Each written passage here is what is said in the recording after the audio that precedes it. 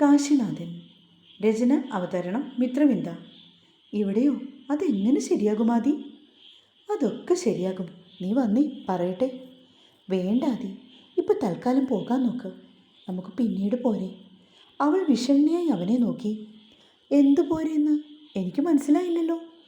ആദ്യം അവളുടെ തോളിൽ കൂടി കൈയിട്ട് തന്നോട് ചേർത്ത് നിർത്തി. അതെ, ഇപ്പം പോകാൻ നോക്ക്. അച്ഛനും അമ്മയും ഒക്കെ കാത്തിരിക്കുമല്ലേ. അവരെ വിഷമിപ്പിക്കാതെ പോയിട്ട് വാ. സാരമില്ലെന്നേ. ഞാൻ ഇത്രയും കാലം എൻ്റെ കൊച്ചിനെ വിഷമിപ്പിച്ചല്ലേ നടന്നത്. അതിൻ്റെ ഒരു അംശം പോലും അവർക്കിപ്പോൾ തോന്നില്ല. കാരണം ഞാൻ ഇവിടേക്കാണ് വന്നതെന്നും അവർക്കൊക്കെ വ്യക്തമായി അറിയാം. പറഞ്ഞുകൊണ്ടവൻ ജാനിയുമായിട്ട് അവളുടെ മുറിയിലേക്ക് പോയി. ഇത് തന്നെയല്ലേ നിൻ്റെ റൂം? അതെ.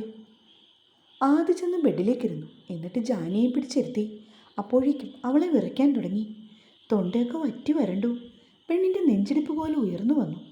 അവനാണെങ്കിൽ അത് കണ്ടിട്ട് ചിരി പൊട്ടി. കിടന്നാലോടാ. കുറച്ച് കഴിഞ്ഞതും ആദി ഭയങ്കര റൊമാൻറ്റിക് മൂഡിൽ ജാനിയെ നോക്കി ചോദിച്ചു. ആദി, സെക്യൂരിറ്റി ചേട്ടൻ പുറത്തുണ്ട്. നീ വന്ന വിവരം ആൾക്ക് വ്യക്തമായി അറിയാം. ആ സ്ഥിതിക്ക് ഇന്നിവിടെ സ്റ്റേ ചെയ്യുന്നത് മോശമല്ലേ? പുള്ളിക്ക് ഇത്തിരി പൈസയൊക്കെ കൊടുത്ത് ഒതുക്കാടി, നീ വിഷമിക്കാതെ. അവനാണെങ്കിൽ വിട്ടുപോകുന്ന ലക്ഷണമില്ല. പിന്നെ എനിക്കൊരു കാര്യം ജാനിയോട് പറയാനുണ്ട് കേട്ടോ. സംസാരിച്ച കൂട്ടത്തിൽ അത് മാത്രം വിട്ടുപോയി. എന്താണെന്ന് പാവത്തിൽ അവൾ അവനെ നോക്കി. നീയേ എടാ പോടാ എന്നൊന്നും ഭർത്താവിനെ വിളിക്കേണ്ട കാര്യമില്ല. ആദ്യേട്ടാന്ന് സ്നേഹത്തോടെ വിളിച്ചാൽ മതി. അവൻ്റെ പ്രത്യേക ഈണത്തിലുള്ള പറച്ചിൽ കേട്ടതും ജാനി വാപ്പത്തി ചിരിച്ചു. എന്നാൽ പിന്നെ സമയം കളയാണ്ട് നമുക്ക് കിടക്കാമല്ലേ? ആദ്യ ബെഡിലേക്ക് നോക്കി കൈ രണ്ടും ഒന്ന് ഉയർത്തി കുടഞ്ഞു. പ്ലീസ് ആദി. ഓ സോറി. അല്ല ആദ്യേട്ടാ, ഇപ്പം ദയവി അത് വീട്ടിലേക്ക് പോകും. നമ്മുടെ കാര്യങ്ങളൊക്കെ ഞാൻ അച്ഛനോടും അമ്മയോടും സംസാരിക്കട്ടെ. എന്നിട്ട് ഏറ്റവും അടുത്ത മുഹൂർത്തത്തിൽ തന്നെ ഏതെങ്കിലും ക്ഷേത്രത്തിൽ വെച്ച് വളരെ സിമ്പിളായിട്ട് നമ്മുടെ വിവാഹം നടത്തണം. അതിനുശേഷം മതി ഇനി ഒരുമിച്ചുള്ള കിടപ്പൊക്കെ. വളരെ ഗൗരവത്തോടെ തന്നെ നോക്കി പറയുന്ന ജാനിയെ ആദ്യം സൂക്ഷിച്ചു നോക്കിയിരുന്നു. കുറച്ച് സമയം അവളുടെ മാനസിക പിരിമുറുക്കം ഓർത്തപ്പോൾ അവന് സങ്കടമായി. പെട്ടെന്നവൻ എഴുന്നേറ്റു. ഡാ, ഞാൻ നിന്നെ ഒന്ന് പറ്റിക്കാൻ വേണ്ടി ഇരുന്നതല്ലേ, ചുമ്മാ. ജാനിയുടെ കവളിൽ അവൻ പിടിച്ചൊന്ന് കുലുക്കി. ശേഷം അവളുടെ നെറുകയിൽ ഒന്ന് മുത്തി. പോയിക്കോട്ടെ, നാളെ അച്ഛനെയും അമ്മയും ഒക്കെ ആയിട്ട് വരാം. എന്നിട്ട് എത്രയും പെട്ടെന്ന് എൻ്റെ ജാനിക്കുട്ടിയെ കൊണ്ടുപോയിക്കോളാം. ഒരു കണ്ണിറക്കി കാണിച്ചുകൊണ്ട് അവൻ വീണ്ടും അവളുടെ കവളിൽ ഒന്ന് തലോടിയ ശേഷം മുറിയിൽ നിന്ന് ഇറങ്ങിപ്പോയി. പ്രധാന വാതിലിൻ്റെ അരികിലായി അവൻ വന്നു നിന്നപ്പോൾ ജാനി പെട്ടെന്ന് അവൻ്റെ കയ്യിൽ കയറി പിടിച്ചു. ആദി. എന്താടാ? സൂക്ഷിച്ചു വേണം പോകാൻ. എനിക്ക് പേടിയാ, അതുകൊണ്ടാ. ഏയ്, പേടിക്കൊന്നും വേണ്ട കൊച്ചേ. ഞാൻ ഓവർ സ്പീഡിലൊന്നും പോകാറില്ലെന്നേ. നന്നായി ശ്രദ്ധിച്ച് തന്നെ ഓടിക്കുന്നത്. അന്ന് പിന്നെ എൻ്റെ കഷ്ടകാലം കൊണ്ട് അങ്ങനെയൊക്കെ സംഭവിച്ചു, അത്ര തന്നെ. പറഞ്ഞുകൊണ്ട് ആദി സിറ്റ് ഔട്ടിലേക്ക് ഇറങ്ങി. ആദ്യേട്ടൻ, ഇനി അങ്ങനെ മാത്രമേ വിളിക്കാവൂ കേട്ടോ. പറഞ്ഞപ്പോഴവൾ തലകുലുക്കി. അവൻ ജാനിയോട് യാത്ര പറഞ്ഞു പോയി. ഡോറിൽ അടച്ച് ലോക്ക് ചെയ്ത ശേഷം ജാനി നേരെ റൂമിലേക്ക് ചെന്നു. കഴിഞ്ഞ കാര്യങ്ങൾ ഓർക്കുന്തോറും അവൾക്ക് നടന്നത് സ്വപ്നമാണോ എന്ന് പോലും ഓർമ്മയായിരുന്നു. 1000 തവണയെങ്കിലും വിശ്വസിക്കുന്ന ഈശ്വരന്മാരോടൊക്കെ നന്ദി പറഞ്ഞു. അപ്പോഴേക്കും അവളുടെ ഫോൺ റിങ് ചെയ്തു. അമ്മയാണ്. ഹലോ അമ്മേ. ആ മോളെ, നീ കിടന്നോ? വെറുതെ കിടന്നു, ഉറങ്ങിയില്ല. ഞാനും അച്ഛനും കൂടി ഇവിടുന്ന് പുറപ്പെട്ടു. നാളെ ഉച്ചയ്ക്ക് ശേഷം എത്തും കേട്ടോ. ഇത്ര പെട്ടെന്ന്? അത് വേണമായിരുന്നു അമ്മേ. പിന്നെ ഇനി ഒരു ദിവസം പോലും വെച്ച് താമസിപ്പിക്കാൻ പറ്റത്തില്ല മോളെ. നാളെ വൈകുന്നേരം ആദിയുടെ ഫാമിലിയിൽ നിന്നും ഏറ്റവും വേണ്ടപ്പെട്ടവരൊക്കെ എത്തും. എന്നിട്ട് കാര്യങ്ങളൊക്കെ വേഗം മുന്നോട്ട് കൊണ്ടുപോകും. അമ്മേ, ആദ്യം വന്നതല്ലേ ഉള്ളൂ, കുറച്ച് കഴിഞ്ഞിട്ട് പോരെ? പോരാ ജാനിമോളെ. എന്തൊക്കെയായാലും ഞങ്ങൾ ഓരോ നിമിഷവും അനുഭവിച്ച് കൂട്ടുന്ന ടെൻഷൻ ഇനിയത് വയ്യ. എന്തായാലും അമ്മയും അച്ഛനും കൂടി വരൂ, എന്നിട്ടാവാം ബാക്കി. ഓക്കെ മോളെ, ഗുഡ് നൈറ്റ്. ഗുഡ് നൈറ്റ് അമ്മ. ജാനി ഫോൺ കട്ട് ചെയ്തിട്ട് ആദിക്കൊരു മെസ്സേജ് അയച്ചു. അവൻ വീട്ടിലെത്തിയോ എന്നറിയാനായിരുന്നു. 10 മിനിറ്റ് കഴിഞ്ഞപ്പോൾ ആദി ഫോൺ വിളിച്ചു. കുളിക്കുമായിരുന്നുവെന്നും അതാണ് എടുക്കാഞ്ഞതെന്നുമായിരുന്നു അവൻ പറഞ്ഞത്. കുറച്ച് സംസാരിച്ച ശേഷം ജാനി സംഭാഷണം അവസാനിപ്പിച്ചു. എന്നിട്ട് മിഴികൾ അടച്ചു. നാളത്തെ പുലരി അത് അവർക്കായി ഉദിച്ചതായിരുന്നു. എല്ലാം ഒന്ന് കെട്ടടങ്ങി ശാന്തമാകുകയാണെന്ന് അവൾക്ക് തോന്നി. അതിരാവിലെ ജാനി ഉണർന്നു. നേരമപ്പോൾ 5:30. കണ്ണ് രണ്ടും അമർത്തി തിരുമ്മിക്കൊണ്ട് അവൾ എഴുന്നേറ്റ് ബെഡിലിരുന്നു. എന്നിട്ട് കൈകൾ കൂപ്പി ഭഗവാനോട് തൊഴുതു പ്രാർത്ഥിച്ചു. തലേ രാത്രിയിലെ സംഭവങ്ങൾ ഒന്നൊന്നായി അവളുടെ മനസ്സിൽ തെളിഞ്ഞു വന്നു. ആദിയെ കാണാൻ വീണ്ടും ആഗ്രഹം പോലെ. ഒരു മന്ദസ്മിതത്തോടെ അവൾ എഴുന്നേറ്റു. കുളിയും പല്ലുതേപ്പും ഒക്കെ കഴിഞ്ഞ് അവൾ നേരെ പൂജാമുറിയിൽ ചെന്നു. വിളക്ക് കൊളുത്തി പ്രാർത്ഥിച്ചു. ഭഗവാനെ കൃഷ്ണ, ഒരുപാട് വേദനകൾ അനുഭവിച്ചു തീർത്തു. ഒരായുസ് മുഴുവൻ കരഞ്ഞു തീർക്കാനുള്ളത്ര കണ്ണീർ ഇതുവരെ ഒഴുക്കി. എന്നാലും എൻ്റെ കണ്ണനോടുള്ള പ്രാർത്ഥന മുടക്കിയില്ല. എത്രയൊക്കെ സഹിച്ചാലും ശരി, നീ ഒടുവിൽ എൻ്റെ പ്രാർത്ഥന കേൾക്കുമെന്ന് എനിക്ക് ഉറപ്പായിരുന്നു. എൻ്റെ ആദിയെ പൂർണ്ണ ആരോഗ്യവാനായി നീ ഇവിടെ കൊണ്ടുവന്ന് എത്തിച്ചല്ലോ. മതി, അതുമാത്രം മതി. ഈ ഉള്ളവൾക്ക് ജീവിക്കാൻ വീണ്ടും പ്രതീക്ഷ നൽകിയില്ലേ നീ? ജാനിയുടെ മിഴികൾ നിറഞ്ഞു. കുറേ സമയം പൂജാമുറിയിൽ അവൾ ഇരുന്നു. എല്ലാ പരിഭവവും ദുഃഖവും സന്തോഷവും ഒക്കെ ഭഗവാന്റെ മുന്നിൽ അവൾ പങ്കുവച്ചു. അതൊക്കെ കഴിഞ്ഞപ്പോൾ ആകെ കൂടി മനസ്സിനൊരു സന്തോഷം. പതിയെ എഴുന്നേറ്റ് മുറിയിൽ നിന്നും അടുക്കളയിലേക്ക് വന്നു. അങ്ങനെ പതിവായി കോഫി കുടിക്കുന്ന ശീലമൊന്നുമില്ല. മനസ്സ് ഉഷാറാകുമ്പോൾ കാലത്തെ ഒരു കാപ്പി, അതും സ്ട്രോങ് ആയിട്ട് കുടിക്കും. പാലെടുത്ത് പൊട്ടിച്ചു പാത്രത്തിലൊഴിച്ചു. സ്റ്റൗ ഓണാക്കി അതിലേക്ക് വെച്ചു. ആവശ്യത്തിന് പൊടിയും പഞ്ചസാരയും ചേർത്തിളക്കി.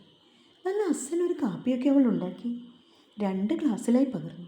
സെക്യൂരിറ്റി ചേട്ടൻ്റെ അടുത്തേക്ക് ചെന്നു. അയാൾക്ക് കൊടുത്ത ശേഷം ന്യൂസ് പേപ്പർ എടുത്തവൾ തിരികെ വന്നു. കോഫി കുടിക്കാൻ തുടങ്ങും മുന്നേ ആദിയുടെ ഫോണിലേക്ക് ഒരു ഗുഡ് മോർണിംഗ് അയച്ചു. ഉറക്കമായിരിക്കുമെന്ന് ഊഹിച്ചവൾക്ക് തെറ്റുപറ്റി. അപ്പോൾ തന്നെ അവൻ അവളെ തിരിച്ചു വിളിച്ചു. Hello Adi. No no, call me ആദിയേട്ടൻ.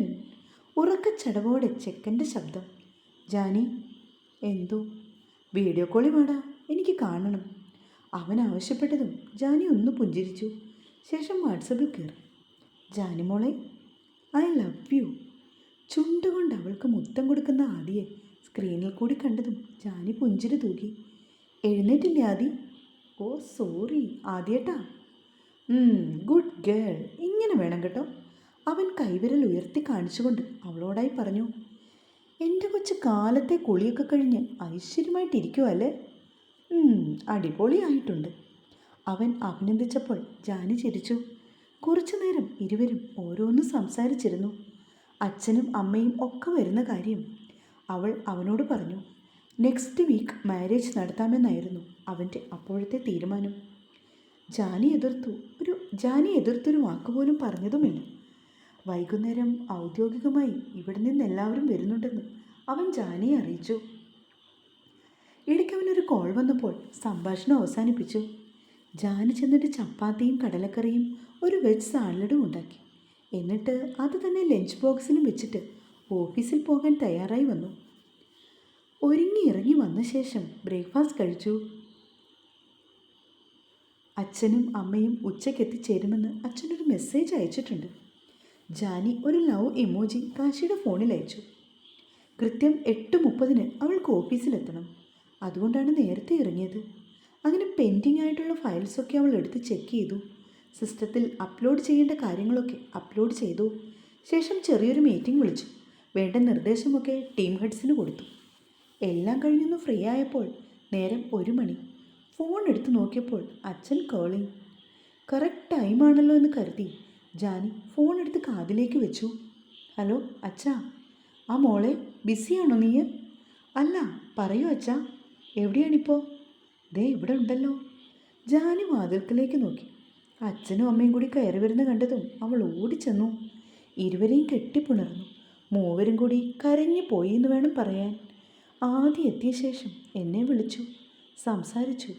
അമ്മയോടും കുറേയേറെ നേരം ഓരോന്നൊക്കെ പറഞ്ഞു. പിന്നെ രവിയും വൈഫുമൊക്കെ. പെട്ടെന്ന് ഞങ്ങൾ നാട്ടിലേക്ക് തിരിക്കാനുള്ള കാര്യങ്ങളൊക്കെ അപ്പോഴേക്കും നോക്കുകയായിരുന്നു മോളെ. വീട്ടിലെത്തിയ ശേഷം സംസാരിച്ചു കൊണ്ടിരിക്കുകയാണ് അച്ഛനും അമ്മയും ജാനിയുമൊക്കെ. രാത്രി 7 മണിയാകും ആദിയുടെ ഫാമിലി എത്തുമ്പോഴെന്ന് അവർ വിളിച്ചറിയിച്ചിട്ടുണ്ട്. വീട്ടിലെ ചടങ്ങ് കഴിഞ്ഞ് അവർക്ക് വേണ്ടി ഒരു ഡിന്നറൊക്കെ അറേഞ്ച് ചെയ്തിട്ടുണ്ട്. അതിനുള്ളതെല്ലാം ടൗണിലെ തന്നെ ഒരു ഫേമസ് വെജ് റെസ്റ്റോറൻറ്റിൽ നിന്നാണ് ഓർഡർ ചെയ്തിരിക്കുന്നത്. ആദ്യയിടയ്ക്ക് അവരെ വിളിച്ച് കാര്യങ്ങളൊക്കെ തിരക്കുന്നുണ്ട്. ജാനി കുളിച്ച് ഫ്രഷായി നല്ല സുന്ദരി കുട്ടിയായി ഒരുങ്ങി നിൽക്കുകയാണ്.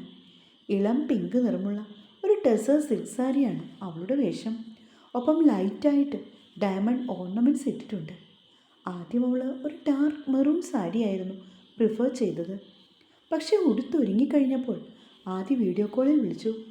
അവനാണെങ്കിൽ ആ സാരി ഇഷ്ടമായില്ല. അതുകൊണ്ടാണ് ഇപ്പോൾ പിങ്ക് സാരിയിലേക്ക് മാറ്റിയത്. അങ്ങനെ 7 മണിയാവാൻ 5 മിനിറ്റുള്ളപ്പോൾ ആദിയും അവൻ്റെ ഫാമിലിയിലെ വേണ്ടപ്പെട്ട ആളുകളും ഒക്കെ ചേർന്നെത്തി. കാശിയും പാറുവും ചെന്ന് അവരെ എല്ലാവരെയും സ്വീകരിച്ചിരുത്തി. ഒപ്പം കാശിയുടെ അച്ഛനും അമ്മയും ഒക്കെയുണ്ട്. ആദ്യം ഒരു കുർത്തിയാണ് ധരിച്ചത്, ഒപ്പം കസവുമുണ്ട്. അവൻ ആ വേഷത്തിൽ വളരെ സുന്ദരനായിരുന്നു. ഇടയ്ക്കൊക്കെ അവൻ്റെ നോട്ടം ജാനിയുടെ നേർക്ക് പാളി വരുന്നുണ്ട്. അതൊക്കെ കണ്ടുകൊണ്ട് ഒരു തൂമന്ദഹാസത്തോടെ അവളും നിൽപ്പുണ്ട്. പിന്നീട് വിവാഹത്തിൻ്റെ കാര്യങ്ങളാണ് ചർച്ച ചെയ്തത്. ജാനിയും ആദിയും സിമ്പിളായിട്ട് മതിയെന്ന് പറഞ്ഞെങ്കിലും വീട്ടുകാർ പക്ഷേ സമ്മതിച്ചില്ല. ഏറ്റവും ആർഭാടമായിട്ട് തന്നെയാണ് വിവാഹം നടത്താൻ അവരുടെയൊക്കെ തീരുമാനം. അടുത്ത ഞായറാഴ്ച എൻഗേജ്മെൻറ്റ് വയ്ക്കാൻ ആദ്യം പ്ലാൻ ചെയ്തെങ്കിലും പിന്നീട് ആ തീരുമാനം മാറ്റി. ഇത്രയും ഗ്യാപ്പ് വന്ന സ്ഥിതിക്ക് വിവാഹം പെട്ടെന്ന് നടത്താം എന്നായിരുന്നു എല്ലാവരും പറയുന്നത്. രവിയും കാശിയും കൂടി മുന്തിയ കൺവെൻഷൻ സെൻറ്ററിലൊക്കെ വിളിച്ചു തിരക്കി. ഒടുവിൽ 2 സെറ്റായി. പിന്നെ അന്ന് മുഹൂർത്തമുണ്ടോ എന്നൊരു സംശയം ബാക്കി. ആദ്യം നെറ്റിൽ നോക്കിയപ്പോൾ അന്നുണ്ട് എന്നായിരുന്നു കണ്ടത്. അങ്ങനെ കാര്യങ്ങളൊക്കെ ഏകദേശം ധാരണയിലായ ശേഷം എല്ലാവരും സന്തോഷത്തോടെയാണ് ഡിന്നറൊക്കെ കഴിച്ചത്. രാത്രി 11 മണിയോടെയാണ് അവർ എല്ലാവരും മടങ്ങിപ്പോയത്. തുടരും.